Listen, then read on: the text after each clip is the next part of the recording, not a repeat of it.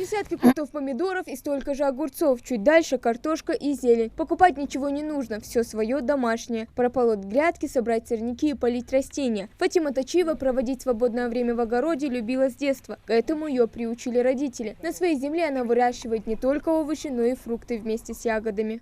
Вот малина наша, это уже второй урожай. Вот она только начинает вот цвести. Вот цвести начинает она. Вот уже завязалась. Столько витаминов. При простуде тоже она очень сильно хорошо помогает.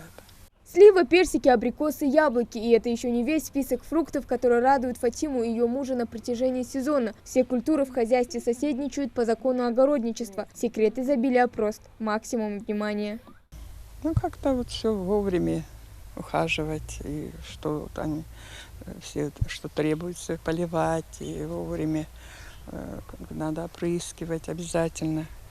В основном свои овощи, даже и морковь, и свекла. Все было.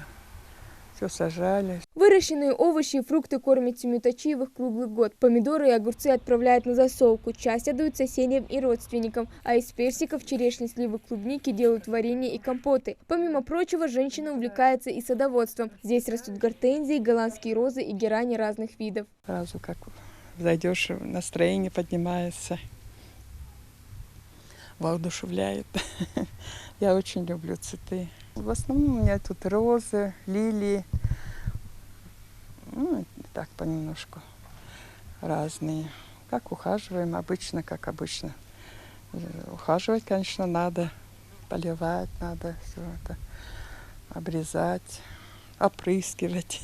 О конкурсе на лучшее подсобное хозяйство Точиевы узнали от знакомых. Участвуют в нем впервые и надеются войти в список победителей конкурса. Хотели бы благоустроить оставшуюся часть территории. Конкурс на лучшее подсобное хозяйство проходит уже второй год подряд. Он был инициирован Махмудом Али Калиматовым. В прошлом году глава Ингушетии лично вручил денежные сертификаты победителям конкурса и внес предложение сделать состязание между земледельцами ежегодным. Хава Гагиева, Мухаммед Белакиев, Новости 24.